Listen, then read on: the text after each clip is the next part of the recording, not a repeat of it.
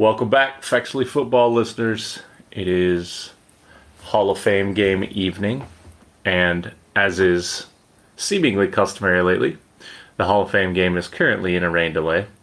Um, again, we were talking a little bit before we came on air, but we're all jonesing for some football, so I've obviously got two screens up as I'm recording here, waiting to see the 14th string players play for Jacksonville and Las Vegas. But anything to say to the folks before we kind of get right into it here, guys?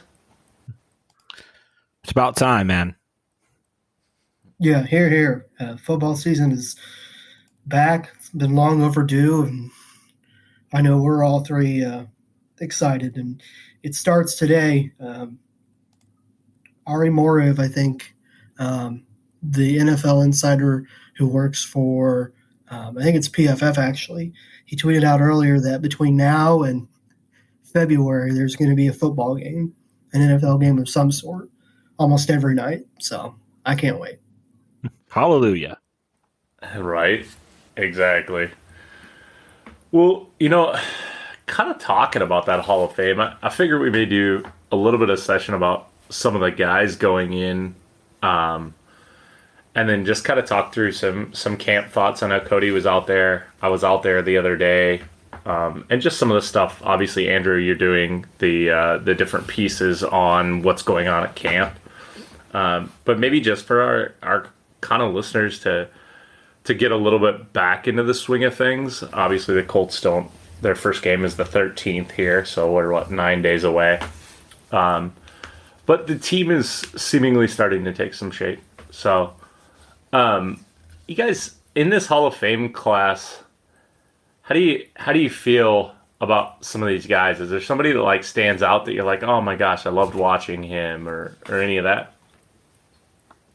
Yeah, I can't say I loved watching him because he was probably a little bit before I was born. But Bryant Young of the 49ers, I mean, I'll be the first to throw my hands up and say that maybe 2 or 3 years ago, I wasn't exactly familiar with who he is or he was, and then I got a chance to, funny enough, play with him in Madden a little bit, and I thought, okay, I can see why he's a legend player or whatever, and I kind of went back and watched a little bit of old time clips of Young, and I thought he was as dominant an interior defensive lineman as I think the league has seen, maybe ever.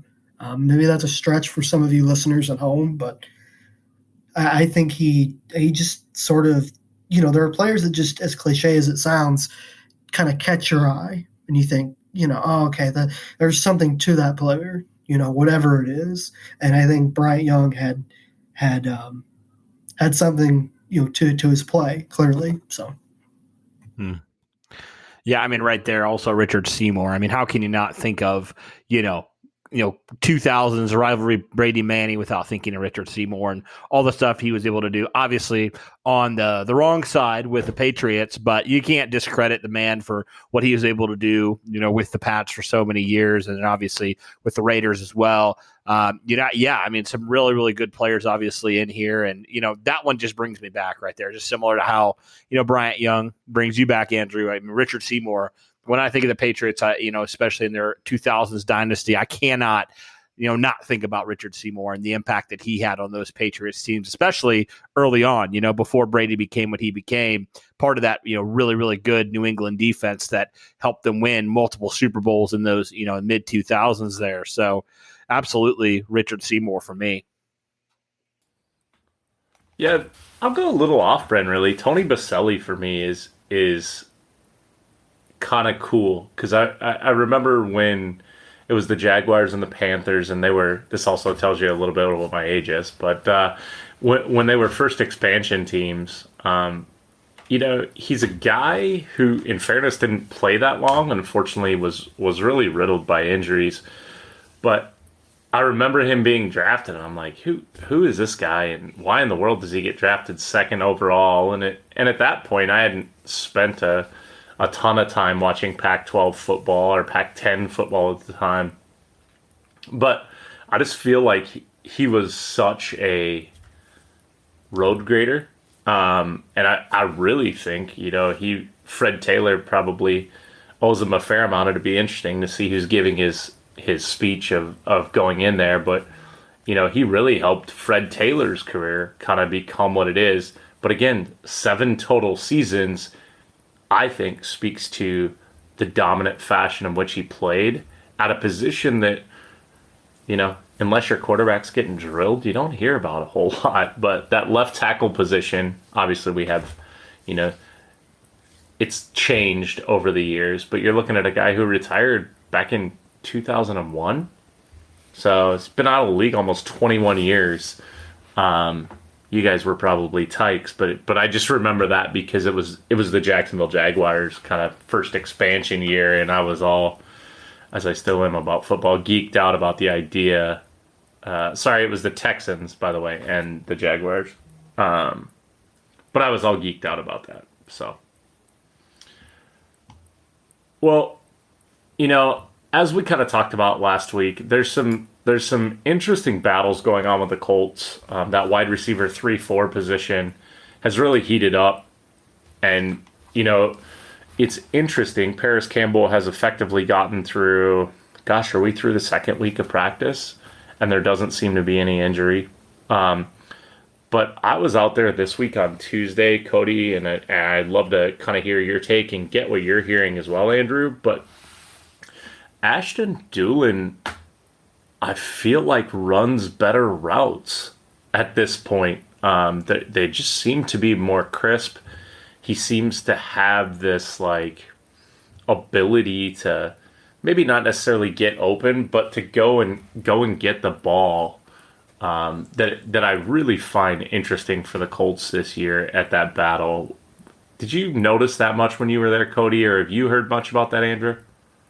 Yeah, I clearly all the wide receivers. Unfortunately, when I was there, I wasn't able to see full pads. So maybe Adam, you were able to see a little bit more on the first day of full pads. But yeah, I felt like Ashton Dulin. Everybody was talking all about Paris Campbell, Alec Pierce, those guys for good reason. Obviously, they were playing well.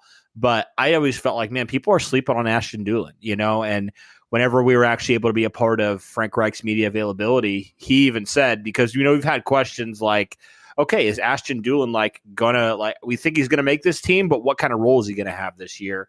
And Frank Reich even said, yeah, Ashton's going to be a big part of what we do offensively. So that was kind of telling to me that the Colts really feel like he's performing well. And then, you obviously saw the highlight catch he had a few days ago in camp, and, continues to have strong days on strong days. So I'm really excited. I've been on the Ashton Dulin train for the last year or two and really felt like last year he deserved more snaps, because I felt like, man, this dude, whenever he touches the ball, good things happen. Big plays happen.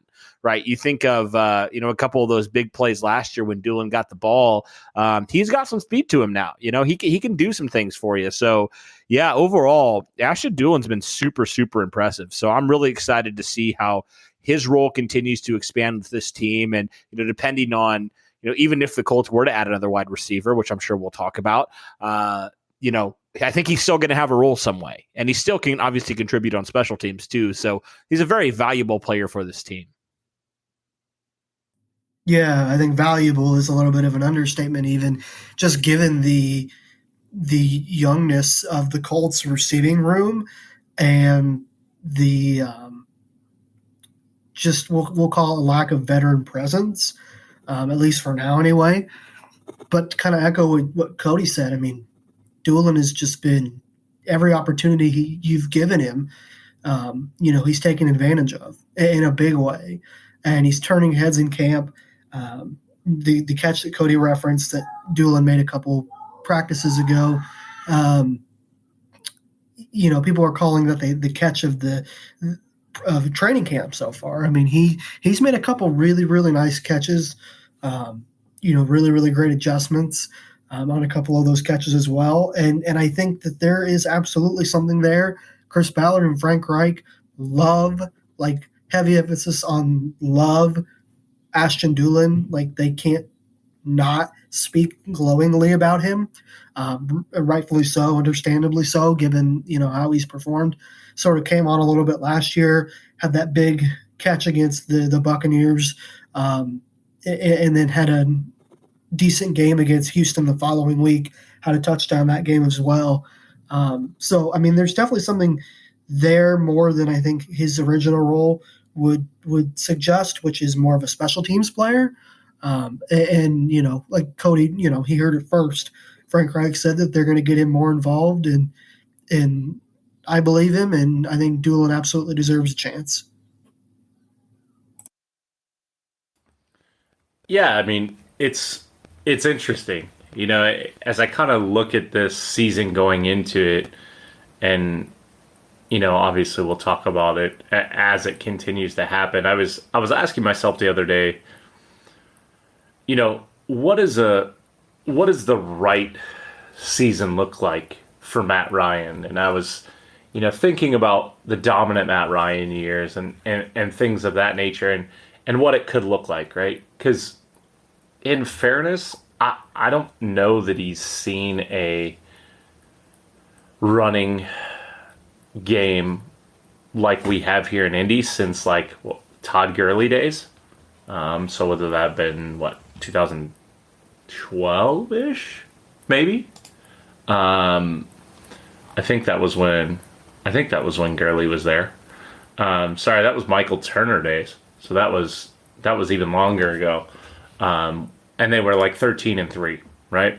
But be interested to hear you guys' take. I think a successful season for Matt Ryan is that under 4,000 passing yards type of year with less interceptions, maybe a 25 touchdown, 8-ish interception type year. I don't feel like they're going to rely on him as much as he's been needed in Atlanta, but I just love the pace at which he was running everything with, and the ability to just really put the ball on the receivers on Tuesday at camp. What do you guys think about that? I know we're excited to have Matt here and really what he brings, but I think sometimes the folks lose sight of. I really think, and Andrew, I think we talked about this last year, I really think that Colts have developed themselves into a team that really needs more like a 3,500 sub 4,000 yard passer that takes care of the ball more than they need the 4,500 to 5,000 yard passer that we were used to seeing with Peyton Manning and Andrew Luck in a couple seasons. What do you guys think about that idea?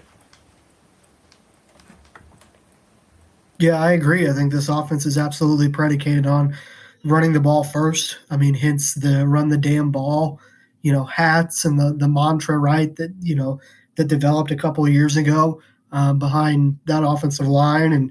And I think it developed, maybe I'm mistaken, but I believe it developed when Marlon Mack and Jonathan Taylor were here for that one season. And, really ever since then, it might have even been before Taylor got here, but ever since then, excuse me, it's the Colts have really been a run-heavy, run-first football team. And I think when you have a guy like Matt Ryan who can, as you said, Adam, put it exactly where it needs to be put, for your receivers, and it is just commands so much of the offense in terms of his, respect, in terms of his leadership. I agree. I think that Ryan is exactly the kind of quarterback that Frank Reich hasn't had really since, as some people have said, Andrew Luck. I mean, and that's no shot at that Brissett or Rivers or Wentz, but Brissett was, hit or miss, as we know. Rivers was 39, going on 40, and Wentz, while his numbers looked okay, he was very inconsistent, and the Colts really took the ball out of his hands late last season, as we saw. With Ryan, I don't think you'll have that issue. He knows exactly where he's going with the ball. really before he snaps it probably. Defensive reads, or in terms of reading defenses, I should say. Ryan's veteran, presence that'll play a big role. And I kind of given this some thought too, and I wasn't sure what you guys maybe thought, but my thinking is people are thinking, well, why didn't the Colts really address left tackle like many thought they would? Maybe they'd go out and get like a Teron Armstead, or they'd go out and they'd sign like a veteran, Dwayne Brown or whatever the case may be. And they didn't do that. And I kind of thought about it, and it made me think that how much does Matt Ryan being under center change your thinking in terms of that left tackle spot? Do you feel like Matt Pryor or Bernard Ryman, whomever's going to start between the two, do you feel like they have to hold up as long because a quarterback like Ryan can read a defense that quickly and go through his progressions that quickly and get rid of the ball in a matter of seconds? And I think the answer is no. And I think that was part of their thinking in the way they addressed that spot. And again, that's a compliment to Ryan. So, yeah, is Ryan going to light up the scoreboard, maybe numbers wise, 4,500, 5,000 yards like you were saying, Adam? Probably not. But the Colts would much rather have an efficient 3,500-yard passer, 25 touchdowns, 8 picks, kind of like you were saying, Adam, and be more balanced offensively than just have, somebody that can just air it out, every single down. Here's my pushback to that. I mean, I look at Carson Wentz's stats last year, over 3,500 yards, 27 touchdowns, 7 picks. Okay, that doesn't look too bad. But then I went back and looked at the game logs. Guess how many games Carson Wentz threw for under 200 yards? Just take a guess. I'm curious what you guys think. You said over under 200 yards? Under 200 yards. How many games out of the 17 games the Colts played do you think he threw for under that? Oh, I'd say at least half. 8 games he threw for under 200 yards, and he still had 3,500 yards and 27 touchdowns. So you look at that, I look at that and I say, hey, the Colts obviously didn't trust him down the stretch. I mean, it's pretty obvious, that they didn't really trust him and they relied a lot on Taylor. And to your point, Andrew, about balance, I feel like because the Colts want to be more balanced, they've said as much. Like they've said, we did rely on Taylor a little bit too much down the stretch. I do think that puts Matt Ryan right in that 4,000-yard range. I really do, because Matt Ryan's going to have games where he's going to throw for 300-plus yards. I mean, that's just kind of the player that he is. And with improved weapons, you feel like he's got a lot more potential. He commands the offense better, does all these things. While the Colts still will have a really dynamic running attack, I do believe that, Matt Ryan's numbers are going to stay right on par with that 4,000 yards, and right around that 25 to 30 touchdown range because of the fact that the Colts want to keep it balanced. That's my opinion. Just looking at the stats, it's kind of amazing somehow that Carson Wentz threw for 3,500 yards, considering like the Colts didn't have him throw a lot. And when he did, it really wasn't that pretty either. So he only had one game over 400 yards. He really only had you count on your hand how many games he had over 300 yards. So, all that to say, it's just like crazy how little he really was asked to do last year for the Colts, when it comes to, putting up big numbers. Now, I'm not saying Matt Ryan's going to go throw for 4,500 yards or 5,000, but I think it wouldn't be crazy to think he could throw for over 4,000 yards and, up near 30 touchdowns just because of the fact that the Colts really want to really get that balance in place. And I think, the fact that they will also, factoring in a guy like Nyheim Hines, who the Colts just seemed to not use last year for whatever reason. I mean, I think it with how much we've seen Matt Ryan already starting to spread the ball around. I mean, I think it was the practice here on Thursday. I believe he was perfect. He was like 6 for 6 with 6 different guys, which is crazy. He was deadly accurate. That just shows you like the ball's going to be fed around a lot, and the Colts aren't just going to have to rely on Jonathan Taylor, to run it 20, 30 times every single game. There's going to be games where Matt Ryan goes off and JT kind of doesn't take a back seat, but Matt Ryan, if he's going, he's cooking, the Colts are going to ride the hot hand. I really believe that. So that's kind of my take on it. Cody, that's a real interesting point and kind of in thinking about that, as I hear some of those numbers from Carson Wentz. And again, look, like Carson, if you happen to listen to this, You know we love you. You went to church with me at Traders Point. We appreciate you as a human being. Got our hair cut at the same place. Like you're a good dude. But what it also stands out to me as Cody was his. It was almost like a lack of desire to hit the check down.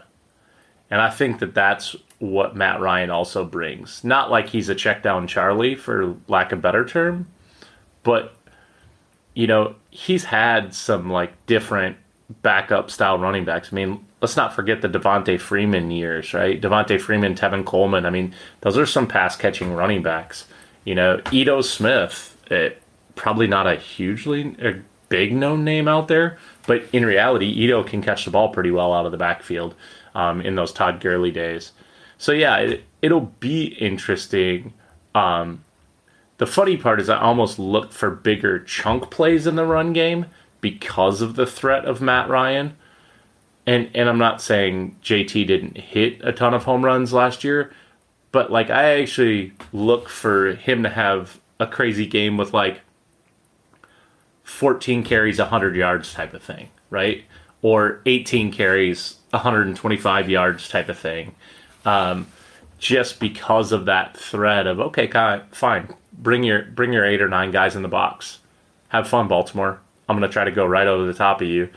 And even if he's not hitting it, having, again, let's not forget, 2 years ago it was the Julio Jones, Calvin Ridley was a rookie, Austin Hooper was there.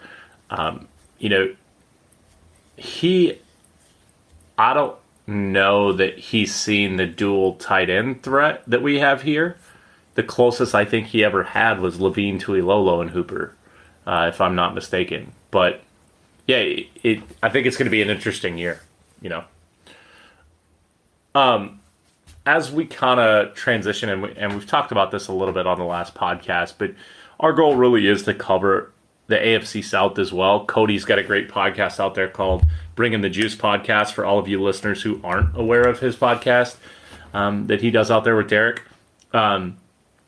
Great podcast. Please give it a listen. Andrew's obviously doing his business at Stampede Blue and doing a really cool set of articles on what's going on at Colts camp or what went on today at Colts camp. And sorry, Andrew, I'm probably butchering the name, but I do read it.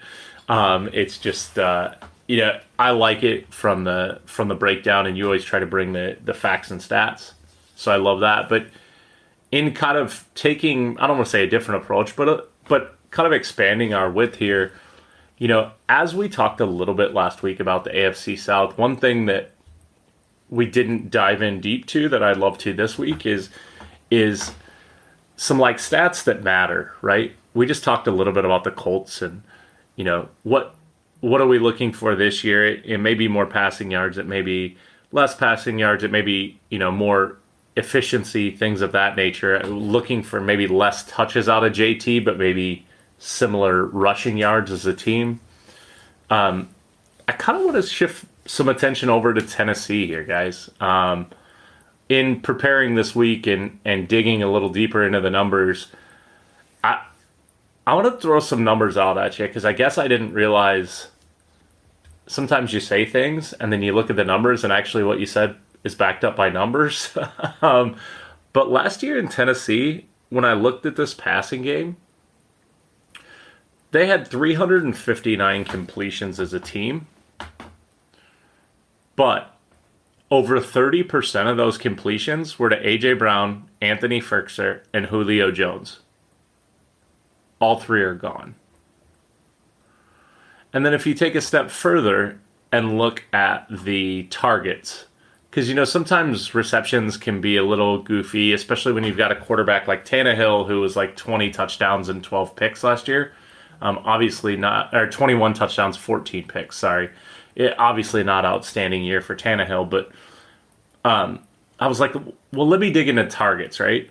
So they had 522 total team targets from the passing game, and literally 200 targets are between those same three receivers who are no longer with the team. And it wasn't like they really had their next in line, really, or one of the top 4 for them was Nick Westbrook Aquina. Sorry, Nick. I should know that as an IU guy. But and then you're down to like Jeff Swaim, Chester Rogers, Michael Pruitt, Marcus Johnson, the ex-Colts guy. As a stat that matters for me this year, I think we saw last year, I mean, Derrick Henry carrying the ball as much as he did, I think became a health problem. So for me, I'm really, really, really intrigued to see how they tap dance that this year. Because, I mean, Henry only played in 8 games last year, and that was due to injury. You can't have another year where he plays 8 games and feel like you're going to get lucky enough to be 12-5 again. Because Treylon Burks may be the next Julio Jones, if you will, or the next A.J. Brown, however you want to look at that. But to replace a third of your passing offense in a passing offense that flat out just wasn't that good to begin with, that's an area that I think I'm really intrigued with Tennessee this year. Any thoughts on that or kind of ideas to add to them this year, guys? It's a very interesting offense that they're going to be running this year because, they're number 1 or number 2, depending how you view Treylon Burks, with Robert Woods.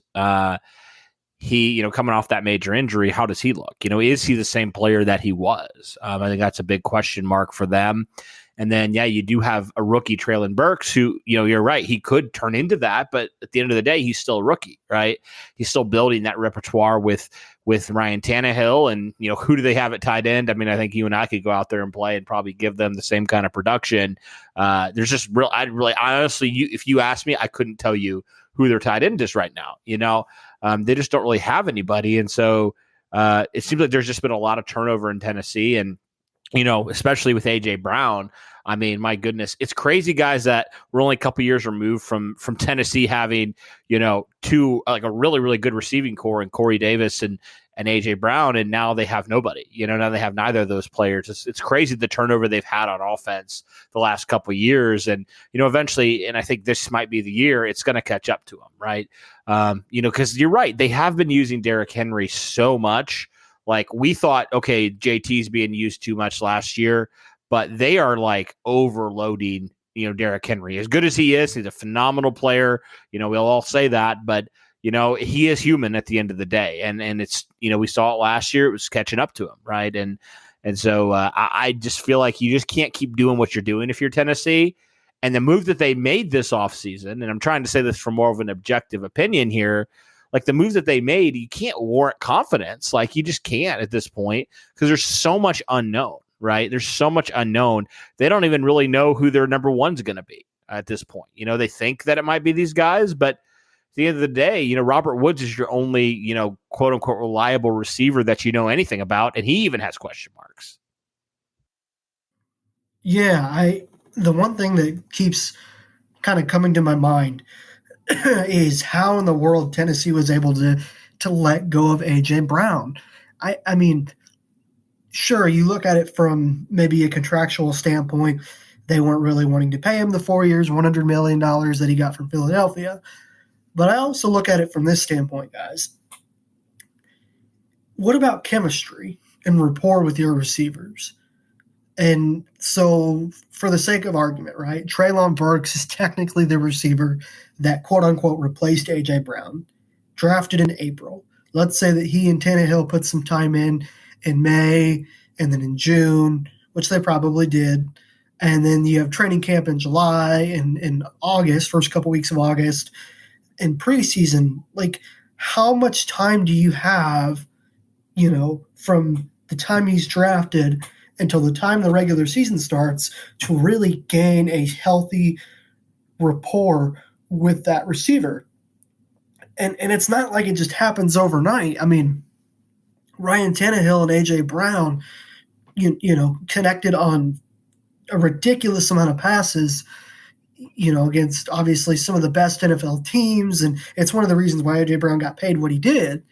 But, I think we're losing sight of, or at least I should say that, maybe some other fans or, Tennessee fans especially, I think are losing sight of the fact that bringing in a receiver, a rookie in Traylon Burks, and expecting him to just burst onto the scene, and this very well may happen, but expecting him to just burst on the scene and have this absurd level of chemistry with Ryan Tannehill in a matter of weeks isn't going to happen. I think once you lose that kind of chemistry with your number one receiver, like you did when trading AJ Brown, you lose a big part of your offense. And aside from Traylon Burks, I mean, Chester Rogers signed a 1-year deal with Houston. He's gone. You mentioned Westbrook Akina. He had an okay year, but I mean, is your offense really going to be predicated on Derrick Henry coming off of an injury, who, by the way, didn't look exactly all that great in the playoff game against Cincinnati? Are you really going to predicate your offense on running the ball with Derrick Henry and then play actioning off of that essentially to Traylon Burks and Westbrook Akina? I mean, if so, that's going to take some time, I guess is my point. It's not just going to happen within the first couple of weeks, I don't think. So I guess that's a little bit of a different angle. But offensively, yeah, I think the Titans definitely take a few steps back this season. Yeah, just to tie a bow on that, just kind of off of what both of you guys said there. So I'm going to run down this receiver core, Cody, just because you kind of mentioned it, and it got me mentally digging a little bit. You've got Dez Fitzpatrick, who was a rookie last year out of Louisville. He's got some size. He's a 6'2", 210-pound kid. He played in 4 total games and had 8 total targets. You got Mason Kinsey. No clue who he is. He has no college listed, but he's evidently been in the league since 2020. You've got Brandon Lewis. He's a rookie out of Air Force. We all know the Air Force runs the ball really well, but I don't see them as a high-flying passing attack. And oh, by the way, he's 5'9", 175. You've got Westbrook Akina, which we've all talked about. Kyle Phillips, another rookie out of UCLA. He was pretty highly touted, in fairness, coming out of the draft this year. But, I don't know that you can replace Julio Jones and A.J. Brown with Traylon Burks, Robert Woods, and Kyle Phillips. I just don't see it. Then you got Reggie Roberson Jr., undrafted rookie. Terry Godwin, he was a speed burner way back in the day, not way back in the day, 3 years ago at Georgia. Never really done anything. Cody Hollister, who was on the roster last year, didn't really do much.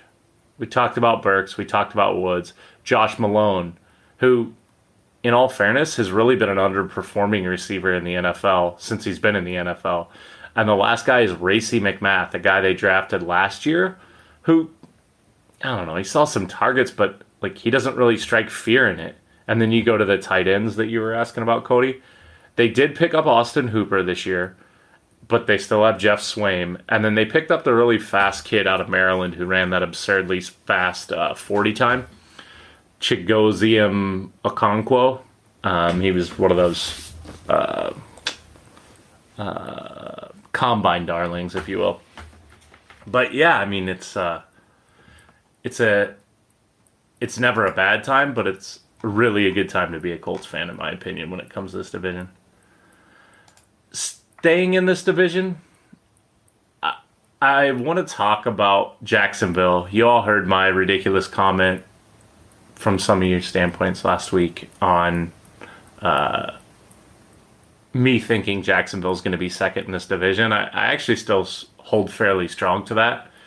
But love to get some things that you're watching for out of Jacksonville, or maybe some stats to keep an eye out on this year, either Cody or Andrew. Well, I mean, I've heard just a little rumblings out of Jacksonville that Travis Etienne is, the best player in camp, or he's been really tearing it up. So obviously didn't see him last year because of the injury. So I'm like, okay, how do the Jaguars actually don't have a bad crop of running backs at all? They have James Robinson, who, kind of got screwed over last year by Urban Meyer, but I still think he's a solid player. And, they also have Travis Etienne, who you just don't know, but, has that home run potential if he's healthy. So, yeah, I mean, those are kind of the things I'm watching for, is just like, okay, how is this running game? How are these players going to be utilized? Because I think there's a lot of potential there. And if they're used in the right way, I do think they're actually going to be a pretty solid group of, 2 running backs there. Yeah, it's probably the the go-to answer for a lot of people, but it's Trevor Lawrence in year two.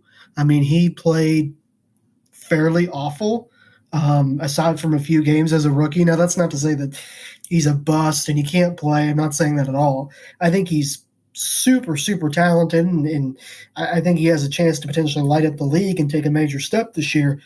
But, pardon me, are we going to see that take place? How much of the Urban Meyer catastrophe that was that kind of took hold of much of the Jaguars season last year, how much of that is to blame for the poor play of Trevor Lawrence? And now that you have, a Super Bowl winning head coach and Doug Peterson, an offensive mind coming in and kind of taking over the reins at that spot, I think that changes things drastically. And they went out and brought in an all-pro guard and Brandon Sheriff to help give him better protection. And they went and paid Christian Kirk $84 million. I mean, I guess the major storyline is all these weapons and all these different pieces that they've brought in around Lawrence to try and make him better. Are they going to make him better? And that's, I guess, the biggest storyline for me, because I think that determines how many games the Jaguars win this season. I think their defense is going to be solid, not top five by any means, but maybe, middle of the pack, maybe a little bit lower. I have some questions about their linebacking corps outside of Foyesade Aluakon. I didn't really think letting go of Miles Jack was the right move. I think he was their top tackler for a few years in a row, so that kind of made me scratch my head a little bit. But as far as, the offense goes, I think is as far as Jacksonville will go, and it starts with the quarterback. Yeah, I mean, I feel like I could speak to either side, right, on that. Because me too, Cody. I mean, my initial thought is, how is the running back room going to shake out? Because, I mean, it was pretty packed last year before the injury to Etienne. I mean, pretty much early rumblings were like, look, Etienne was drafted to play, period. I mean, you don't take a running... It's quite honestly fairly rare you're finding running backs taken in the first round anymore, and he was. So they obviously wanted to use him. But, I also want to ask why in the world James Robinson keeps kind of getting the cold shoulder. I mean, all this guy's done since coming into the league from Illinois State is just run the ball, run the ball, run the ball, run the ball, and he's been effective, right? I mean, you're talking about a guy who started 13 games last year and had 767 yards. That's not crazy in yards per game, but he also tacked on 31 receptions. So he honestly is kind of like a Swiss Army knife. So I'm like, oh, okay, they're pretty set at running back.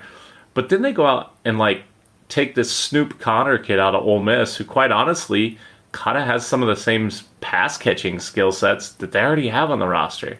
And then they have Mekhi Sargent, who was in Tennessee the other year, and Raekwell Armstead. So I'm like, oh, well, they're going to commit to the run, right? Because they've been building this line forever. They drafted Darrell Williams. You talked about, the signing of Scherf. You've already drafted Ben Barch.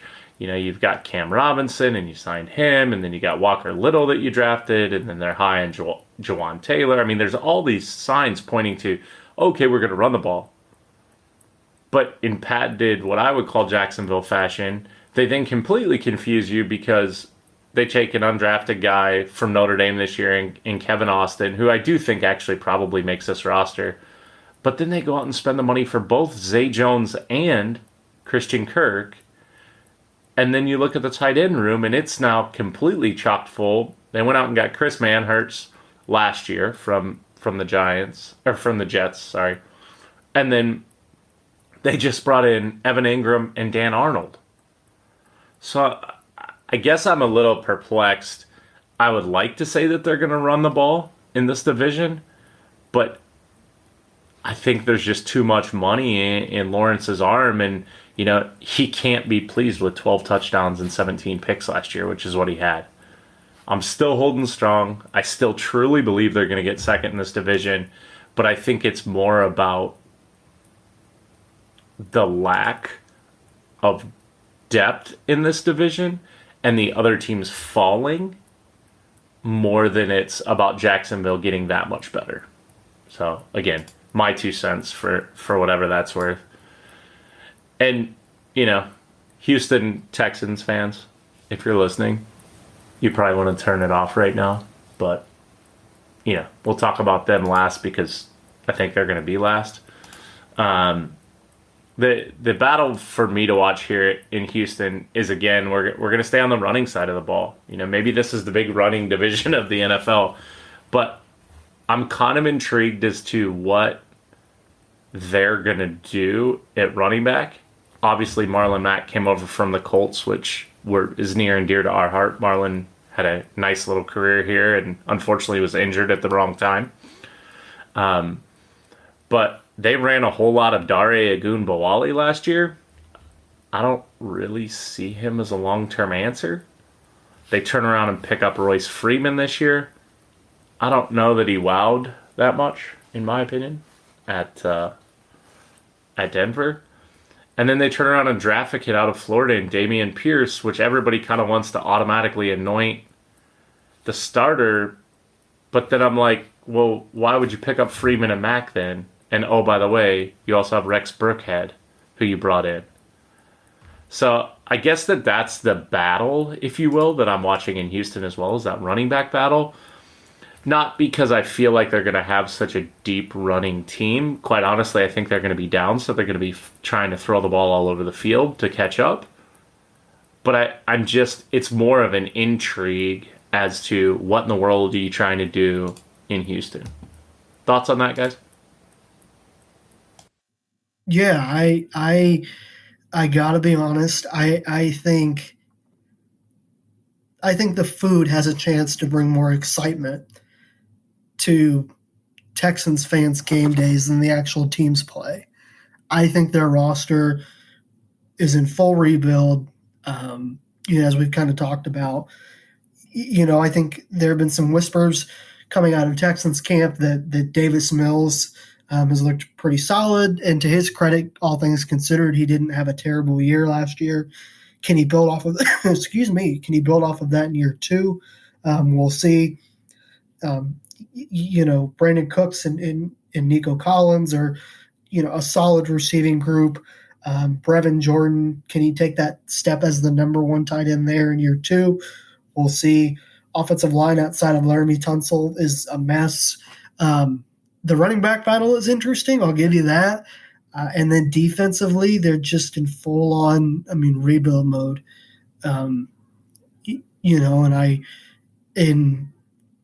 Maybe I was trying to be a little funny earlier, and maybe I got some of you to laugh. And if you're a Texans fan, maybe you cried a little bit. But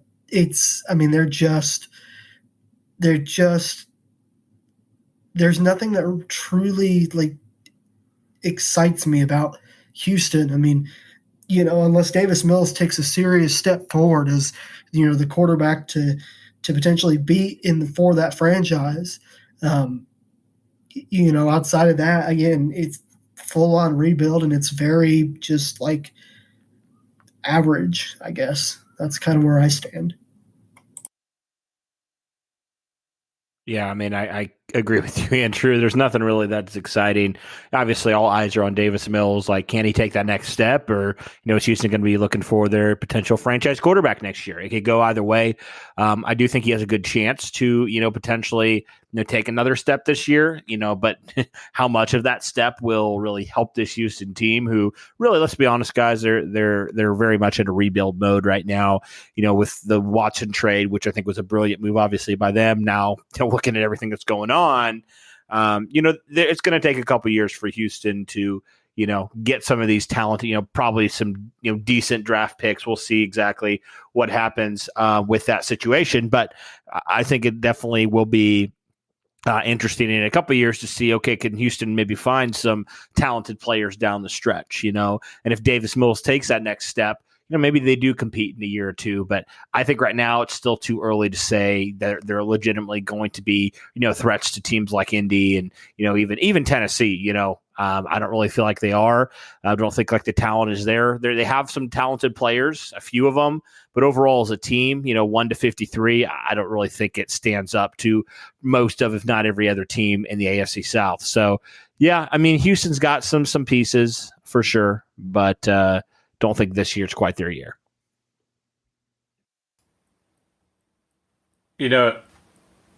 Talking about that, Cody, I'd love to kind of wrap up with your thoughts, and then I'll give my kind of thoughts on what I saw at camp this week, or this last week, I should say.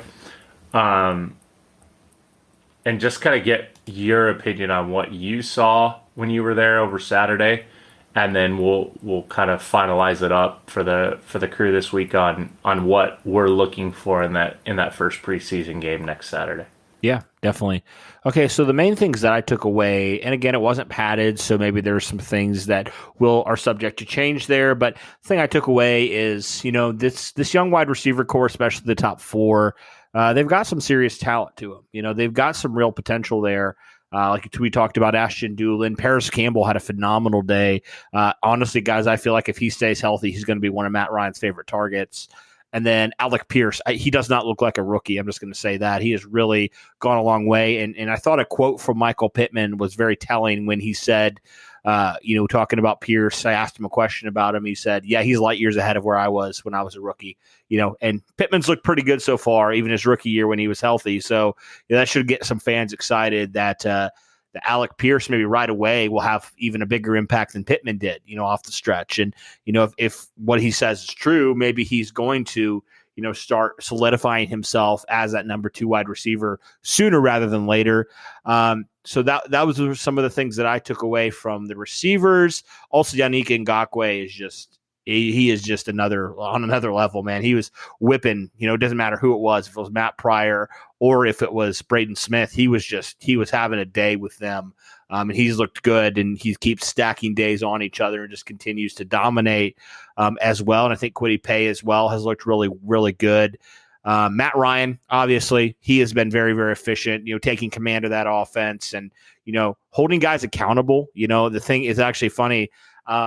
I think he was Chris Ballard was on with Pat McAfee. That was the first question he asked him. He's just like, "What's different about Matt Ryan? Like, well, what does he do like that's different?" And they were talking all about how just like some of the BS, of like Matt Ryan's not going to have it. He has a sense of urgency, right?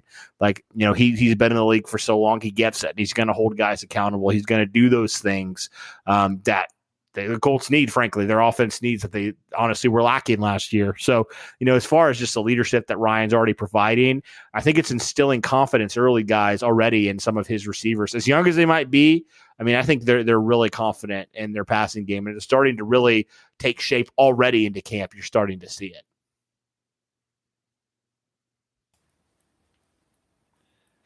Yeah, I mean, I can echo some of that on Tuesday. Like you kind of alluded to earlier, I was lucky enough to go out there with a good friend of mine, Matt Morris. So shout out, Matt. I don't know that I've shouted you out on our podcast yet, so there you go, bud. But we were lucky enough to take kind of an extended lunch in the afternoon and get out there, and I think a couple things struck me, and I'll go offensive positions first here. One, and some of these may be bold statements, but you expect that from me by now, listeners. One, it wouldn't surprise me at all if Nick Foles doesn't make the roster. And if he doesn't make the roster, I could see him being the quarterback's coach at some point here, or at least with Frank.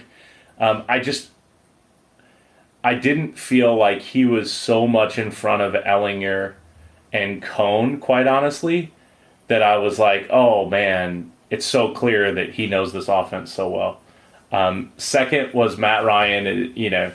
He just puts the ball where he's supposed to put the ball.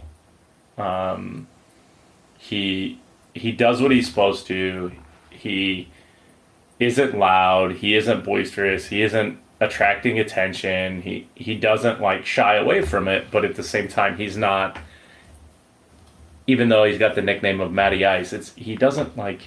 He is that cool. He is that chill, or he seems to be that way in the field.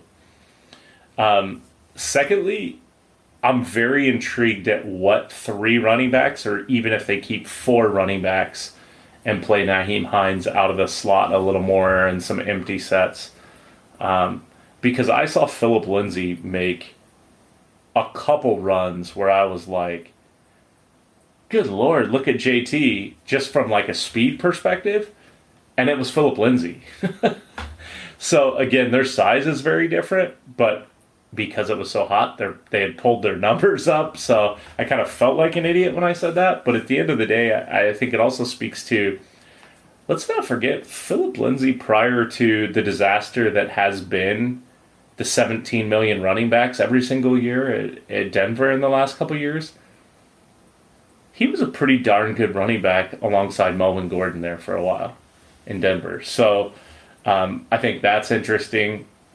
And the other one, when we start talking about the receiving core, is I'm going to be very curious who makes the back end. They had picked up a guy, and it was probably after you were there, Cody, but they picked up Isaiah Ford, who's I don't want to say a cast off, but he's been in Miami. He's been a lot of places.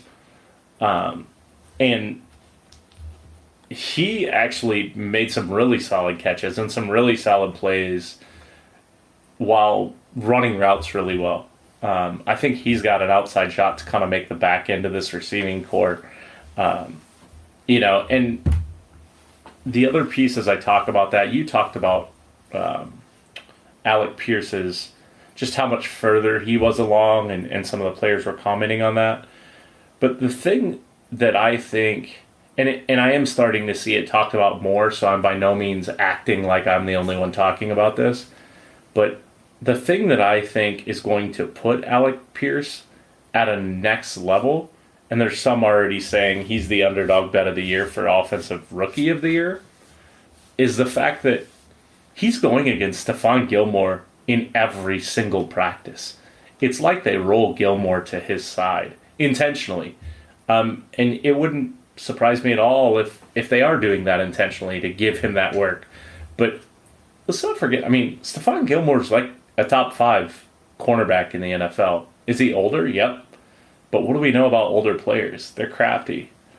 And so some of the things that Alec Pierce is getting to see rep in, rep out, and they run a ton of one-on-one receiver DB type drills as well as those individual drills, he will have a hard time seeing that again unless he plays the other top 4 guys. And in reality, as a number 2, he's probably not going to see that guy. Then as I go to the next position, it's tight end for me. I almost feel bad for Kylan Granson. I know, Cody, you had a great interview with him, but I almost feel bad for him because I just feel like he's so clearly right now the number 3, and I think it's no fault of his own. But look, Jelani Woods is a freak. He's a beast. He shows up by just being on the field. And I think that they could be really nasty at tight end. The offensive line I didn't see a massive amount from necessarily. I saw a lot of Matt Pryor.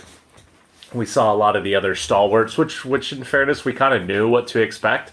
And maybe that's a plus for Danny Pinter, right? Because I didn't really see him getting beat. It didn't really show up that he was that far behind anybody. And so that, to me, means that Danny's playing a pretty solid guard, which for me was a big question of, is he going to be able to fill in there? And then defensively, just a couple names. Julian Blackmon's a stud. It's awesome to see him back there, and congrats, Julian, for working your butt off to get back. And secondarily, there were 2 guys. One, Jojo Doman, I wanted to see. And he is bigger than I expected, but he was also all over the place in full pads. And my buddy Matt pointed out how short or how small James Skalski was from Clemson. But he can really cover some people. So I think they're going to have some interesting questions at linebacker this year. But yeah, I mean that was kind of my takeaways. Again, it was one day. It wasn't even the full time there. I do have a job. I needed to get back to my job, as did Matt. But the reality is it was good to see that. Yeah. Yeah. For Anything sure. to add to that, Andrew, from some of your stuff? Sorry, Cody. Oh, you're good. Yeah, I mean, speaking of takeaways, to kind of do some self-advertising, if you will, over on StampedeBlue.com, I have a new mini series that I pitched to my boss. He really liked the idea. I thought it was kind of an interesting way to put my own spin on training camp. And while I'm not able to be there in person, there are videos that people post. There are reporters that are there that do say, certain stats or do post certain stats and certain information, I should say, that I can pull from on Twitter, which leads me to the name of the mini series, which is my last name, which is Thomason. Training camp takeaways, and that kind of just embodies, um, you know, two or three players I'd usually pick that stand out amongst everybody else, whether it's a highlight play or whatever the case may be, um, a nice catch, or whether they've stood out over a period of the last couple of camps. I try to get their name out there. I try to put my own spin on it, and incorporate the stats obviously as well. And I've put out a couple of those. I think a coworker of mine put out a training camp piece over today's, so there probably won't be one out, for today's training camp session, but definitely look for one tomorrow. Certainly, I try to get one out every day. I try to put as much thought and energy as I can into it. I think it's a really unique way to, like I said, put my own twist on things a little bit, and it's actually a really fun series that I look forward to continue doing all through training camp. And with that, I guess I'll go ahead and speak on the player that or two that's kind of caught my attention, and I'm going to go with Nyheim Hines and his role within the offense. He is absolutely 110% going to play more in the slot, out of the backfield as a pass catcher, and not just how you would say, quote unquote, a traditional running back. He's definitely going to find ways, or Frank Reich, I should say, is going to find ways to scheme Hines open to get him more involved, much like we saw for the back half of that 2020 season with Phillip Rivers. I think Hines is very quickly going to become a security blanket for Matt Ryan. I think this offense is going to be better because of Hines' involvement in the passing game. He had 2 touchdowns today at camp, a 36-yard touchdown from Ryan. That was just a really heck of a throw. And then another, I think, 21-yard touchdown or 22-yard touchdown that really just showcased his ability to just flat out outrun the opposing defender and just make astronomical catches like we've seen Nyheim Hines make. And he's standing out for a reason. We're going to see more of that this season in this Colts offense, I guarantee it.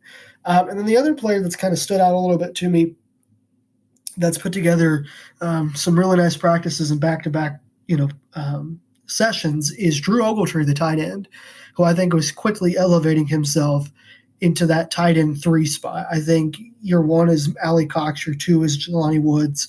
I think Andrew Ogletree is absolutely tight end number 3 at this very moment. He had a really nice 180 catch in the back of the end zone in today's practice.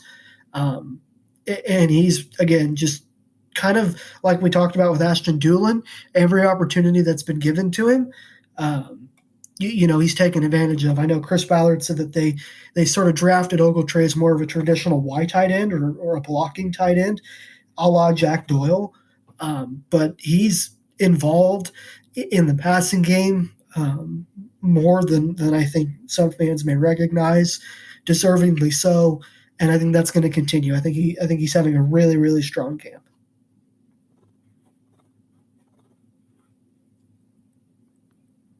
Thanks for that, guys. I appreciate the input as always, and love how we're able to really come at it from 3 different directions. Cody, again, thanks for joining. I really think it rounds out this trio nicely. As kind of a parting shot, if you will, for the week, I guess. You know, we'll have an opportunity, obviously, next week to talk a little more about this, but, what are you guys looking for when it comes to this first preseason game next week? Anything in particular, or you're just like, hey, it's first preseason game, and even though there's now only three, you still kind of get the same flavor and don't see a lot. Yeah, for me, I think the one thing is whether or not the Colts are going to play any starters. And I know what some of you at home may be listening and thinking, well, I mean, of course not. It's preseason. Why risk it? But I mean, look at what the Colts have done this offseason. Most of their practices have been moved to, that 1 o'clock, noon type window, to better prepare, I think, themselves for game days in a sense because of the slow starts they've gotten off to in the last couple of years. And while obviously they don't have really any control over that in preseason, I mean, if you're looking at it from that perspective and you're thinking of it from that way, why not look at it from the perspective of what can more reps can't really hurt, can they? Now, I guess my own personal opinion is you don't play any starters at all whatsoever, just because it's preseason. But again, I think this year might be a little bit different. So it'll be interesting to see what Frank Reich, who he trots out there on Saturday. Yeah, I think from a player standpoint, depending obviously who starts, who plays, all that stuff. But I think definitely like some of those position battles we've been watching, like, I want to see left tackle. I want to see Matt Pryor, if he does play against the ones. I want to see Bernard Ryman. How does he hold up, wherever he is, probably against the twos, or maybe they do split reps. We'll see. And then even like I'm interested to see, okay, like, some of those young wide receivers, are they going to start coming out? A guy that I didn't name as well, I think it's Michael Young Jr. as well, undrafted rookie. He actually is impressed as well for me. So I'm intrigued to see kind of what he does if given an opportunity. Talked about Drew Ogletree, obviously, as well. Intrigued for him. And then like Nick Cross, for example, I want to see him out there. I want to see what he does when the live bullets come. Because, he really, I think right now, I would say he's probably your starter. I mean, I feel like he's just been getting a lot of the starting reps, even with McLeod out there. So I'm really looking forward to seeing, okay, how does he perform, in his first NFL action, if you will. So those are kind of some names that I'm really looking forward to kind of seeing and, kind of hoping to see a little bit more from as well. Yeah, I mean, I'd kind of echo some of those, right? I think when I look at this now, we're in our second year, I guess, of 3 preseason games as opposed to 4. I do think that it is approached a little bit differently. I do think that you see the starters in this one, if nothing else, to get a drive or so of just kind of flow. That may sound nerdy to some, but like I've been talking to my boys a lot about it that I coach right now, and the one thing that I think's extremely cool about football is there are some nuances to the game, and the higher up you play, there are more complexities in the play calls. But at the end of the day, you're doing a lot of the same stuff that you did when you played junior high football. You're just doing it at an exponentially higher level, right? And there's a flow piece that you need to have going into that first regular season game that I think it's important that at minimum they see the guys at least 2 weeks in the preseason. So I do think that you're probably going to see like Matt Ryan for a series, or it may even be a number of snap counts, quite honestly. If I'm Frank and crew, I think I look at that. And I think if anybody's even remotely close to injured or dinged up, I think you won't see them. But with that being said, I'm really curious how they see the depth chart, right? The Colts are not nearly the New England Patriots when it comes to hiding things, but they're also not incredibly forthright like Jerry Jones. So I guess I'll be intrigued to see their actions speak louder and see, do they think Matt Pryor's there? Do they give Ryman a shot with that first team, and if they do, what do we glean from that? Is he further along? Is he not further along? Dennis Kelly's obviously dinged up, so that kind of hurts him. But that and then I want to see the guys hit somebody else and hit somebody that's not on their own team. I think as an ex-player, one of the things that is hard is you're hitting your own player when you're in practice all the time. You know, these guys are professionals; they get paid millions of dollars a year to do so. So I'm by no means suggesting they don't know or are laying off in hitting their own players.